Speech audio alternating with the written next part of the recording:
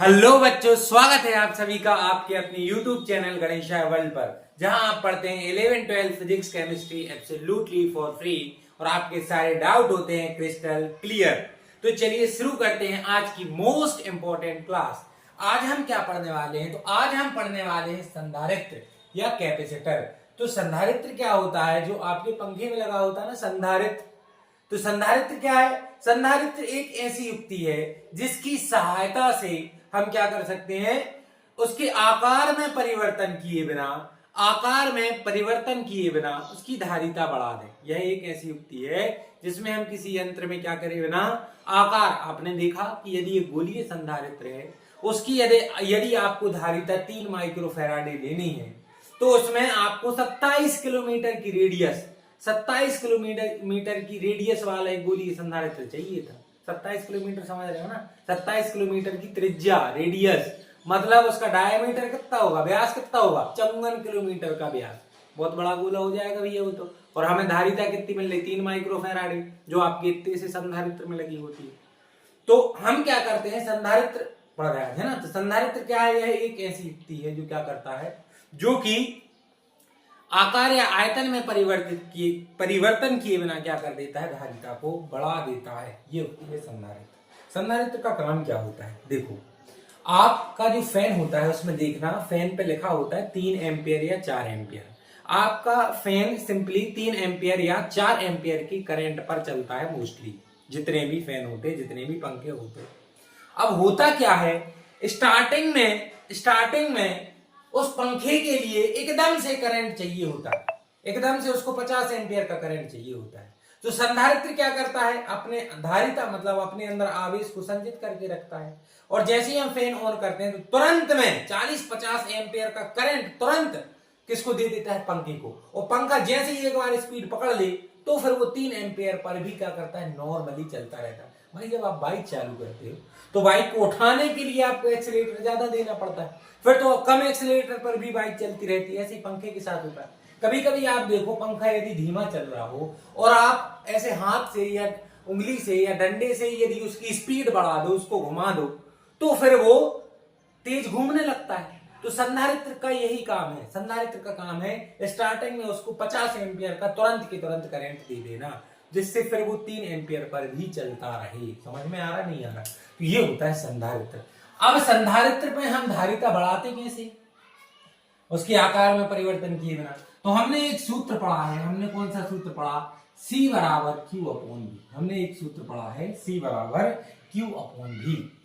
अब यदि हमें धारिता बढ़ानी, क्या बढ़ानी है, धारिता, तो हमें वोल्टेज को क्या करना होगा, कम। यदि हमें धारिता बढ़ानी है तो हमें वोल्टेज को कम करना होगा और आवेश कैसा करना होगा, नियत। आवेश कैसा करना होगा, नियत। यदि हमें धारिता बढ़ानी है, आकार बढ़ाए बिना यदि हमें धारिता बढ़ानी है तो हमें आवेश को क्या करना होगा, नियत, और विभव को क्या करना होगा, कम। यदि हम विभव कम कर दें, आवेश नियत कर दें, तो धारिता अपने आप बढ़ जाएगी। इसी सिद्धांत पर काम करता है संधारित्र। तो संधारित्र का सिद्धांत क्या होता है? संधारित्र का सिद्धांत होता है, हमने क्या किया, हमने एक समांतर प्लेट ली। ये क्या है? ये एक प्लेट है। ये क्या है? ये एक प्लेट है। इसको समझना कि ये एक प्लेट है, ठीक है? ये सीधी है प्लेट। और हमने इसको कौन सा आवेश दिया? हमने इसको प्लस क्यू आवेश दिया। ये एक प्लेट है, हमने इसको प्लस क्यू आवेश दिया।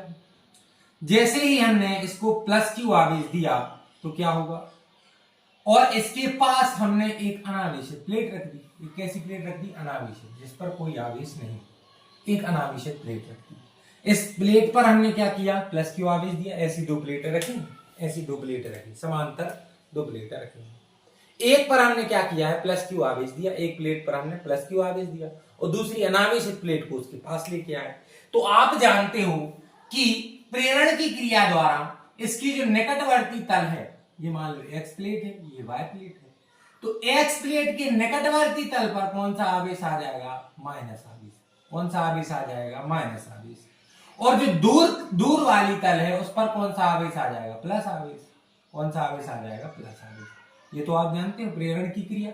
प्रेरण की क्रिया में क्या होता है, जब हम आवेशित वस्तु के पास अनावेशित वस्तु को लेकर आते हैं तो क्योंकि देखो इस पर प्लस माइनस दोनों होंगे वाई प्लेट पर, लेकिन जब इस प्लस के पास ये प्लस माइनस आएंगे तो समान आवेशों में प्रतिकर्षण होगा और ये प्लस आवेश दूर चले जाएंगे, और विपरीत आवेशों में क्या होगा, विपरीत आवेशों में आकर्षण होगा। तो इस प्लस के पास इस प्लेट के नेगेटिव आ जाएंगे और दूर क्या चले जाएंगे, पॉजिटिव। अब ये जो ऋणात्मक आवेश है ये धनात्मक आवेश के विभव को क्या करेगा, कम, और ये जो धनात्मक आवेश है वो इस धनात्मक आवेश के विभव को क्या करेगा, बढ़ाएगा, बढ़ाएगा ना। लेकिन आप एक बात बताओ, इस प्लेट के पास में कौन सा है, ऋणात्मक की धनात्मक? तो भैया इस प्लेट के पास में ऋणात्मक है, इसका मतलब है कि इसका विभव कम अधिक होगा और विभव बढ़ेगा कम। समझ रहे ना मैं क्या बोल रहा हूं, कि ऋणात्मक आवेश इस प्लेट के विभव को क्या कर रही है, कम, और यह पास है तो कम अधिक होगा, और धनात्मक आवेश इस प्लेट के विभव को क्या कर रहा है, बढ़ा रहा है, लेकिन यह दूर रहा है, दूर है, ये धनात्मक आवेश इससे दूर है ऋणात्मक की अपेक्षा, तो इसका विभव क्या होगा, इसका विभव कम बढ़ेगा। समझ में आ रहा है, ठीक। अब हम एक युक्ति और कर दें, इसमें एक काम और कर दें कि ये जो प्लेट है इसको हम पृथ्वीकृत कर दें। क्या कर दें, पृथ्वीकृत। यदि हम इस प्लेट को पृथ्वीकृत कर दें तो क्या होगा, ये जो धनात्मक आवेश है ये चला जाएगा पृथ्वी में, और इस पर भी कौन सा आवेश आ जाएगा, यहां भी, इसको हमने क्या कर दिया है, पृथ्वीकृत, इसको हमने क्या कर दिया, पृथ्वीकृत, इसको हमने पृथ्वीकृत कर दिया, और क्या हो जाएगा भैया, पृथ्वीकृत होने की वजह से इस प्लेट पर भी कौन सा आवेश आ जाएगा, सिर्फ और सिर्फ ऋणात्मक आवेश। अब देखो आप, अब इस प्लेट का विभव ऋणात्मक विभव के कारण बहुत ज्यादा क्या हो गया है, कम, और हम देखें C बराबर Q/V से चार्ज कैसा था, नियत, वोल्टेज कैसा हो गया, विभव कैसा हो गया, कम, तो धारिता बढ़ गई, धारिता क्या हो गई, बढ़ गई। और भैया यही क्या है, यही संधारित्र का सिद्धांत है, आपके आगे लिखा हुआ है बोर्ड पर। क्लियर है, समझ में आया। हमने एक प्लेट ली जिस पर हमने धनात्मक आवेश दिया, उसके सामने हम एक क्या लेके आए, उसके सामने अनावेशित प्लेट को लेकर आए, जिससे इसके निकटवर्ती तल पर कौन सा आवेश आ गया, ऋणात्मक, और दूरवर्ती तल पर आ गया धनात्मक। अब ऋणात्मक आवेश इसके विभव को क्या करेगा, कम। अब हमने इस प्लेट को कर दिया पृथ्वीकृत, तो यहाँ जो धनावेश था वो पृथ्वी में चला गया, और इस तरफ भी कौन सा आ गया, ऋणात्मक आवेश। अब यह ऋणात्मक आवेश इसके विभव को क्या कर देगा, कम कर देगा, और विभव कम होगा, आवेश तो भैया हमने नियत कर दिया, आवेश कैसा कर दिया, नियत, विभव हो गया कम, तो धारिता बढ़ जाएगी। और यही क्या था, यही आपके संधारित्र का सिद्धांत था। क्या था, संधारित्र का सिद्धांत। समझ में आया। अब हम देखते हैं समांतर प्लेट संधारित्र। ये मोस्ट इंपॉर्टेंट डेरिवेशन है। आप ये समझो, जितने स्टार लगाना चाहो लगा लेना। अल्टरनेट ईयर में ये क्वेश्चन पूछा जाता है, कभी कभी लगातार 2 सालों में भी इस क्वेश्चन को पूछ लेते हैं।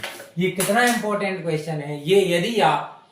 यदि आप पुराने पेपर लगाते हुए, यदि आपकी तैयारी बहुत बढ़िया चल रही होगी और आप पुराने पेपर लगा रहे होगे, उठा के देख रहे होगे, तो आप समझ गए होगे कि समांतर प्लेट संधारित्र कितना इंपॉर्टेंट टॉपिक है।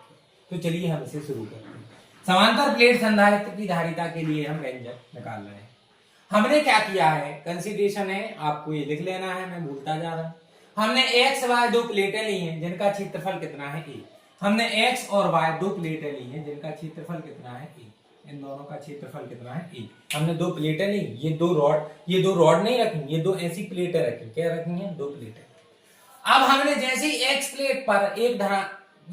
प्लेट पर हमने प्लस Q चार्ज दिया, धनावेश दिया, तो प्रेरण की क्रिया द्वारा y प्लेट पर क्या आएगा, ऋणात्मक आवेश आ जाएगा। जैसे हमने इस पर कौन सा दिया, धनात्मक आवेश, तो इस पर कौन सा आ जाएगा, ऋणात्मक आवेश। इस पर धनात्मक है और इस पर ऋणात्मक आवेश है। अब मान के चलो इन दोनों के बीच में एक कोई बिंदु है P। कौन सा बिंदु है, P।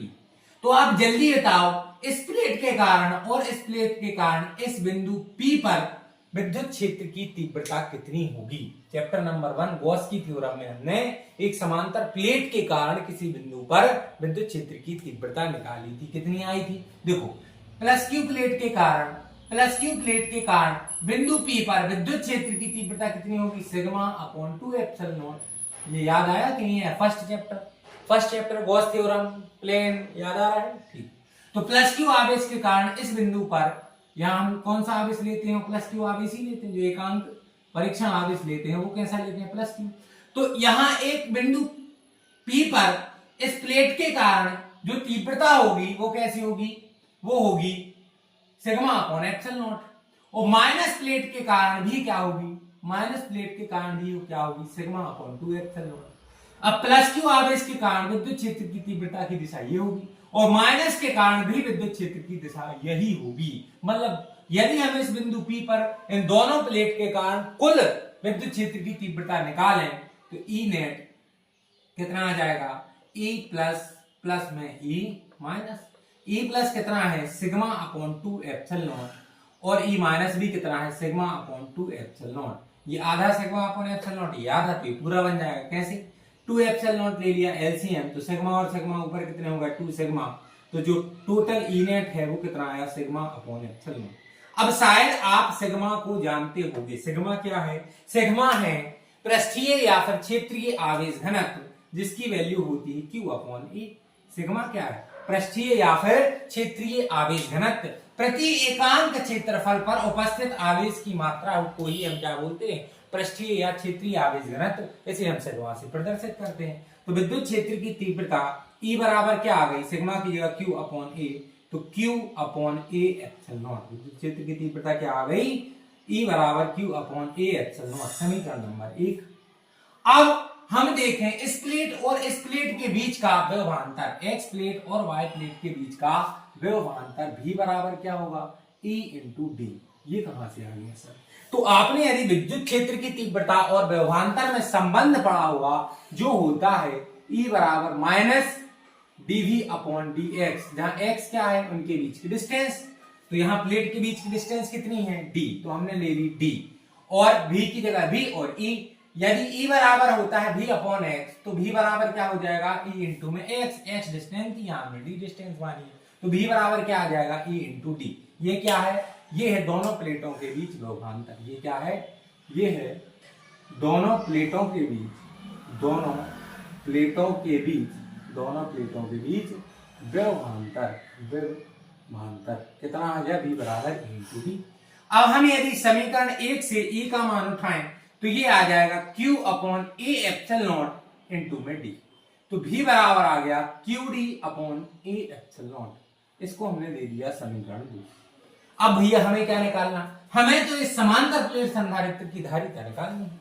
तो धारिता का सूत्र हम जानते हैं, धारिता C बराबर क्या होता है, धारिता C बराबर होता है Q अपॉन V, तो C बराबर Q और V का मान ले लो समीकरण 2 से, QD upon A epsilon not.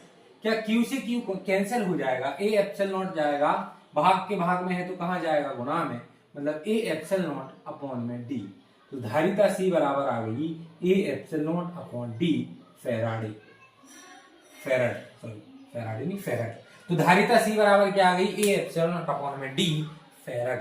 तो भैया ये अपन को देखो सिंपल सा कॉन्सेप्ट है, C बराबर होता Q अपॉन V। धारिता निकालने के लिए हमें क्या चाहिए, विभव, तो और विभव निकालने के लिए हमें क्या चाहिए, विद्युत क्षेत्र की तीव्रता, और विद्युत क्षेत्र की तीव्रता कैसे निकालेंगे, गॉस की थ्योरम वाला फॉर्मूला लगा के। आपको स्टेप बाय जाना है, हमें निकालना धारिता, धारिता के लिए हमें विभव चाहिए, विभव के लिए हमें विद्युत क्षेत्र की तीव्रता चाहिए, विद्युत क्षेत्र की तीव्रता निकालो, विभव निकालो, धारिता निकालो। सिंपल सा कॉन्सेप्ट है, लेकिन ये समझो कि ये भैया 4 नंबर देने वाला कॉन्सेप्ट है। कितने नंबर, 4 नंबर देने वाला कॉन्सेप्ट है समांतर प्लेट संधारित्र। मोस्ट इंपॉर्टेंट ये टॉपिक है, इसको आप 2 से 3 बार जरूर देखना। मेरे हिसाब से तो बहुत ही सिंपल सा कॉन्सेप्ट भी है, आपको समझ में भी आ गया होगा।